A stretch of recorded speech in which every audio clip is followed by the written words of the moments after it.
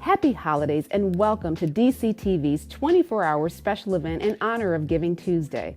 Giving Tuesday is a global generosity movement that unleashes the power of people and organizations to transform communities and the world. And this year, DCTV is thankful to support our community of vibrant local nonprofits. I'm Sydney Flowers, Director of Production at DCTV. Our mission is to tell stories that matter to help our communities thrive. And today we're showcasing DCTV original programs that tell meaningful stories of local nonprofits who work every day to make DC a better place to live. This is just one way we amplify voices in our community. DCTV is your local public media platform, and we are proud to be included in this year's catalog of philanthropy. We hope that you discover something new, exciting, and meaningful. To learn more on how you can best support DCTV, scan this QR code. You can also subscribe and follow us at Your DCTV on Facebook, Instagram, and YouTube. Thank you for watching Meaningful Media on DCTV.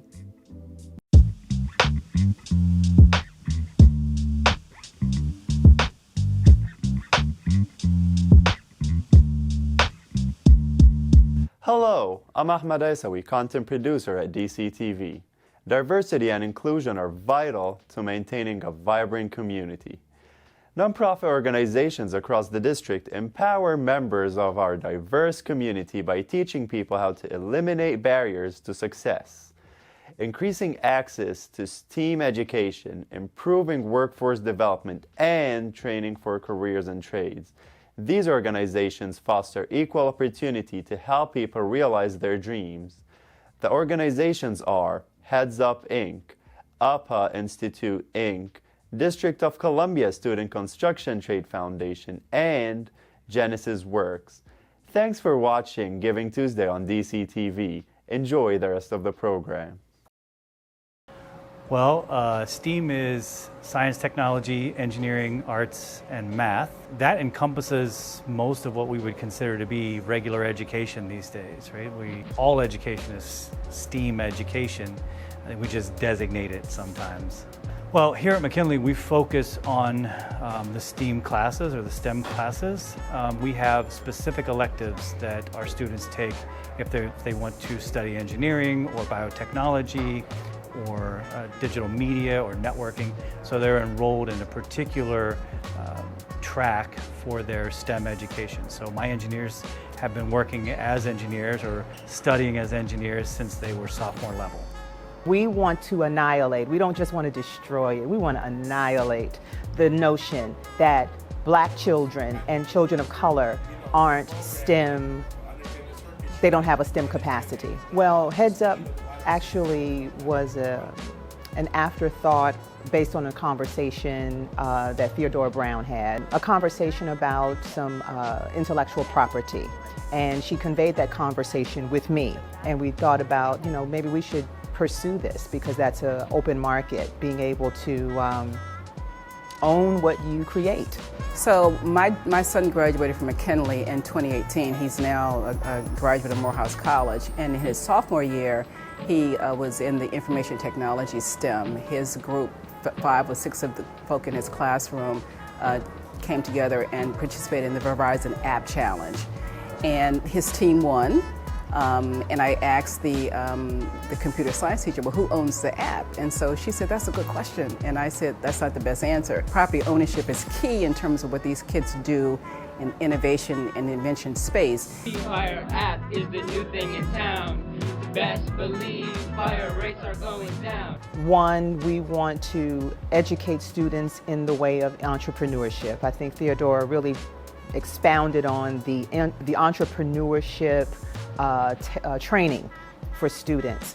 Also, too, we want to also show, I think would be leeway to showing students how economies are built. The long-term goal for us would be to expose students to that sort of thinking and being able to not just go to work for a job, but also be thinking about how you want to grow your community. And every community has an economic base. And so we at Heads Up want to address that. We want to show better than to speak it, we want to show it. We have so many students at McKinley Technology High School who are not only STEAM students, but they've become proponents. They're now positioning themselves to lobby and advocate for their interest. It's our position that even if you don't want to start a business around your invention, you can at least license the right to use your invention to other people and create systems and entrepreneurship opportunities. But also, if you're creating a business in the community, you can hire people from the community, reduce poverty, reduce all kinds of social ills if you engage people and say to them, we have this business and we're going to hire people from our community.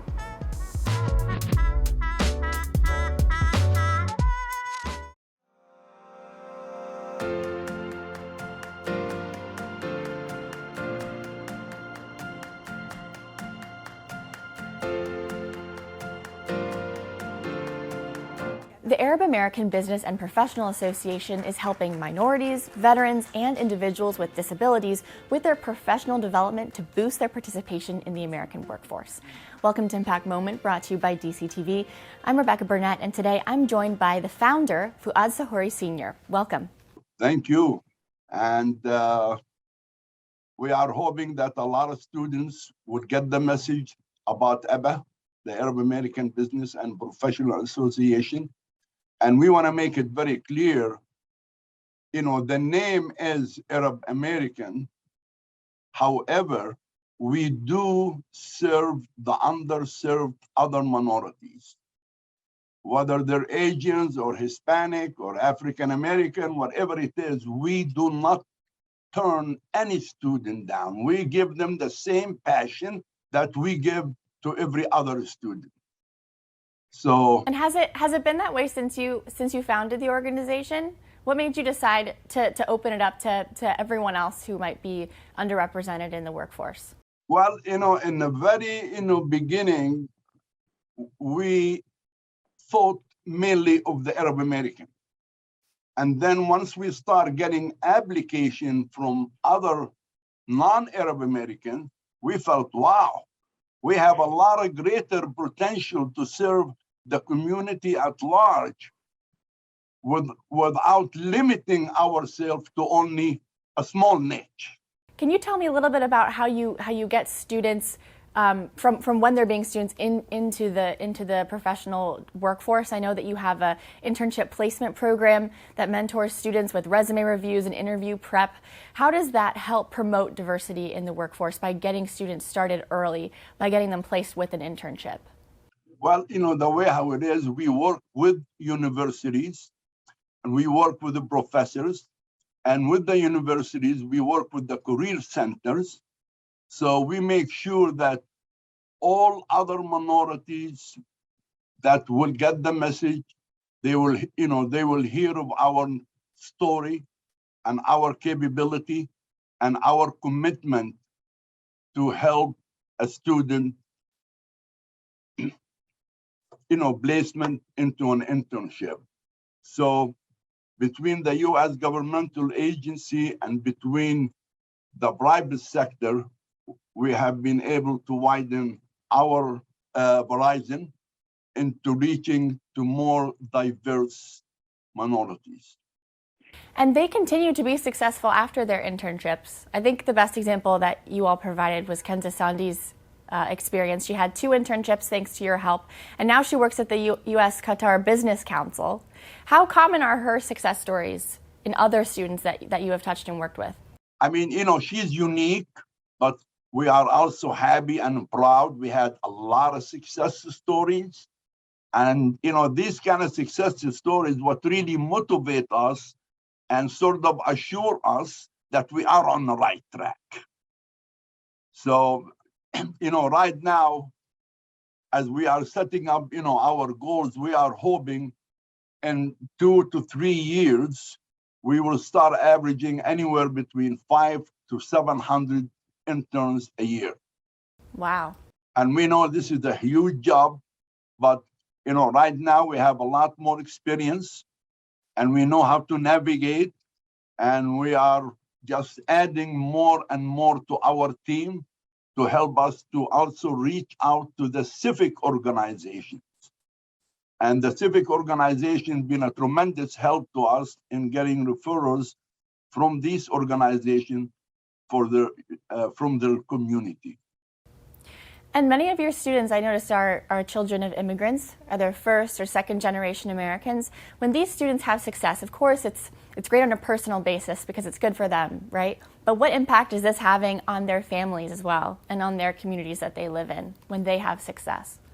Well, that is really, sort of, our initial, mission and objective is to really work with the communities and letting the parents know that if they could, promote or they could encourage their kids, to take an internship, position, we will be able to, help them. And also we will encourage the parents on a regular basis, matter of fact, when we talk to these civic organizations, to get our story out within their community. And they've been very cooperative, and we are proud, to have that kind of relationship with the local communities, the civic communities, and, and on.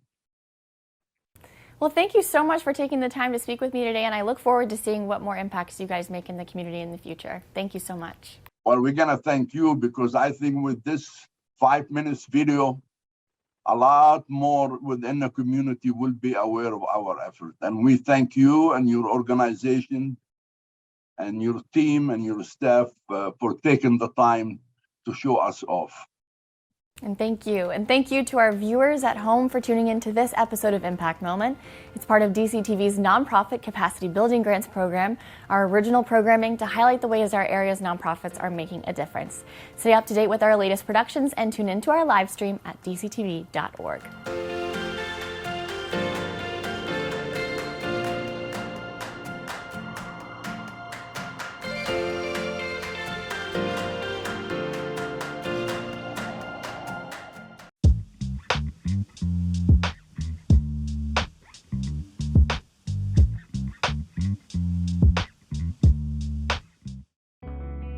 I believe in faith, and I think the next thing close to faith is hope. I was in prison for life. I had life in prison, and the Lord blessed me to come home. And when I came home, I had to think of, giving people hope, because I had hope. Always Hope stands for always helping other people every day. And what we do is we help the returned citizens, we help the homeless, we help the families, the seniors, whatever they need, we try to provide. Our volunteers are actually, majority of us are returned citizens. And this is our way to give back. This is our road to redemption. And homelessness, there's a lot of guys that's homeless that come in. We help them, and they come in to volunteer, and they come and work with us. People helped us, so now it's time that we pass it off and help others people.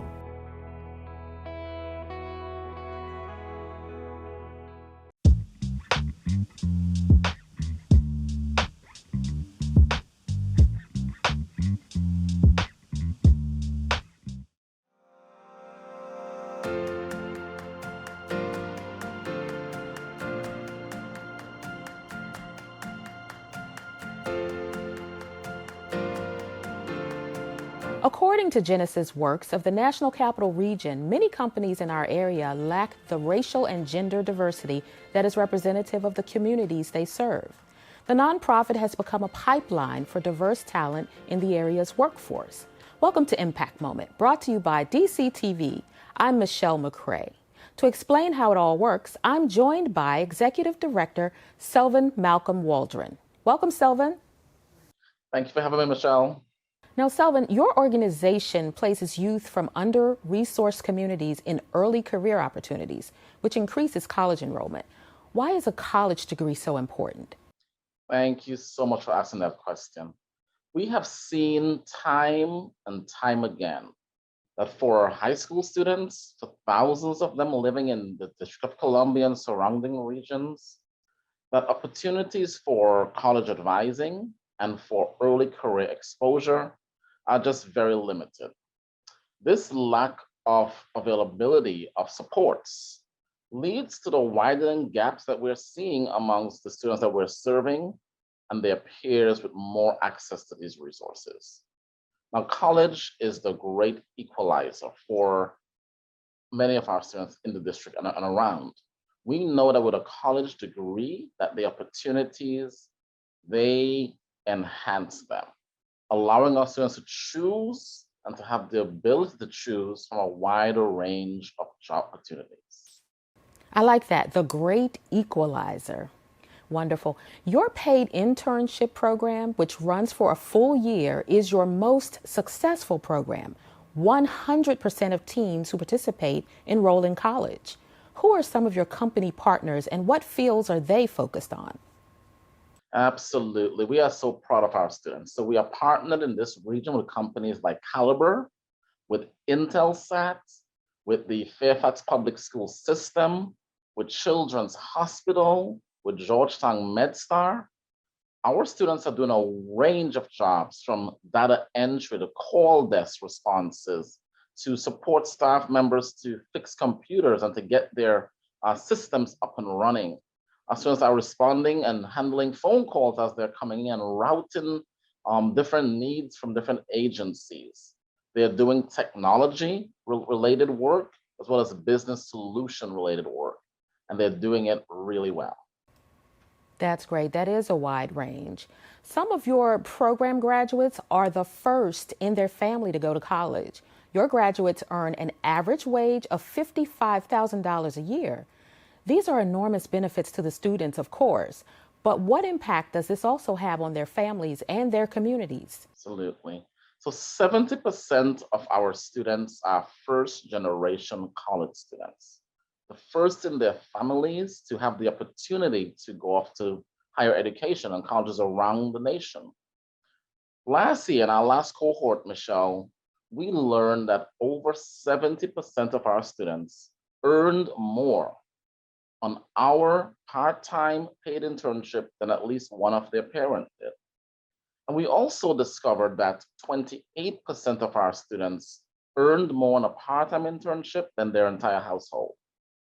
These jobs, these internships, these placements, they're not only transformational for our students directly, but they are community transformational.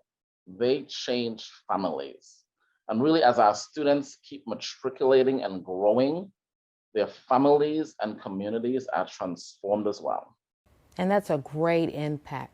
Well, Selvin, thank you so much for joining us.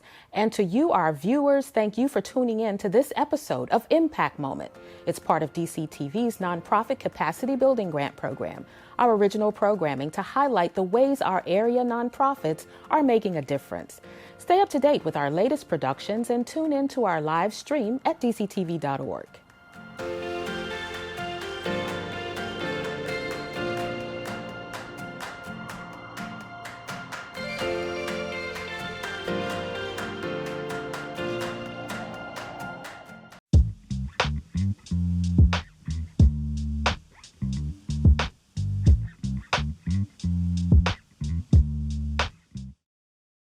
At the Prevention of Blindness Society of Metropolitan Washington, we believe that every child deserves clear vision and a clear future that clear vision brings, regardless of their family's ability to pay.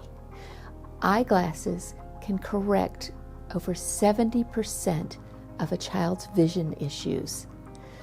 Our one-stop shop provides vision screening, eye exams, and prescription eyeglasses, all at no cost for local families. For more than 85 years, we have championed healthy vision in our community. For more information about our children's healthy vision programs or other community-based initiatives, please visit our website at youreyes.org.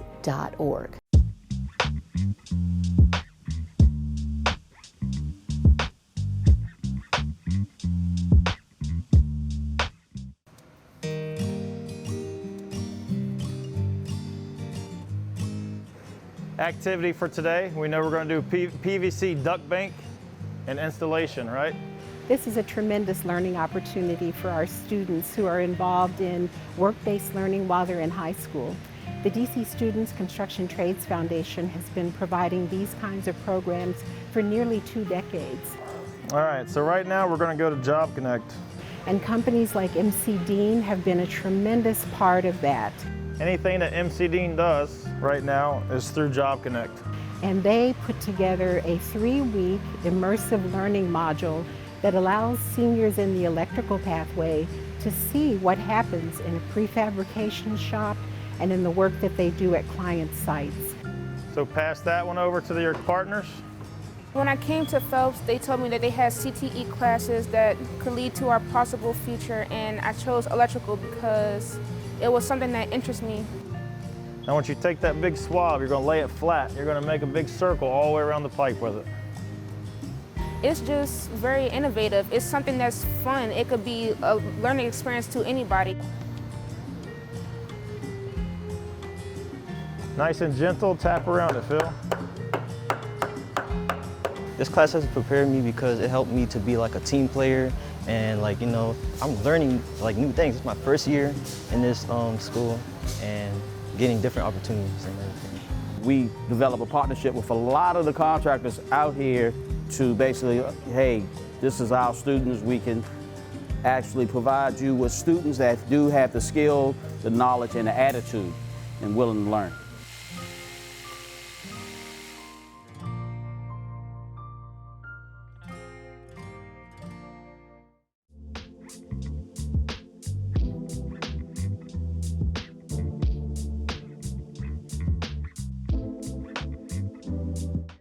My name is Indira Hennard, and I am the Executive Director of the DC Rape Crisis Center.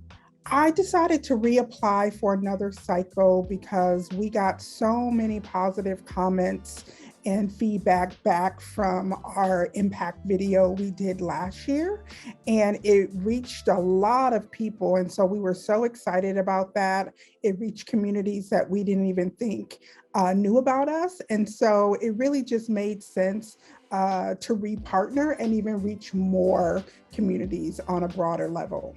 Giving Tuesday is an opportunity to give back to so many wonderful causes and really touch on pocketbook issues that are impacting the greater Washington area. Thank you for joining us during our 24-hour special event for Giving Tuesday. We are so glad that you're here with us as we celebrate the incredible work of nonprofit organizations in our community. I'm Julia Reardon, Director of Programs and Services here at DCTV. In 2019, DCTV launched a unique nonprofit program to help local organizations boost their message and their mission. We help nonprofits of all sizes share stories, reach more people, and increase impact for a stronger DC. Through engaging interviews and original programs, we focus on the issues that matter most to our community. To learn more about this valuable program for local nonprofits, visit us online at dctv.org. We can help tell your stories of positive change in our community. To find out more about the nonprofits we serve, scan this QR code. You can also like, subscribe, and follow us at Your DCTV on Facebook, Instagram, and YouTube. Thanks for watching Meaningful Media on DCTV.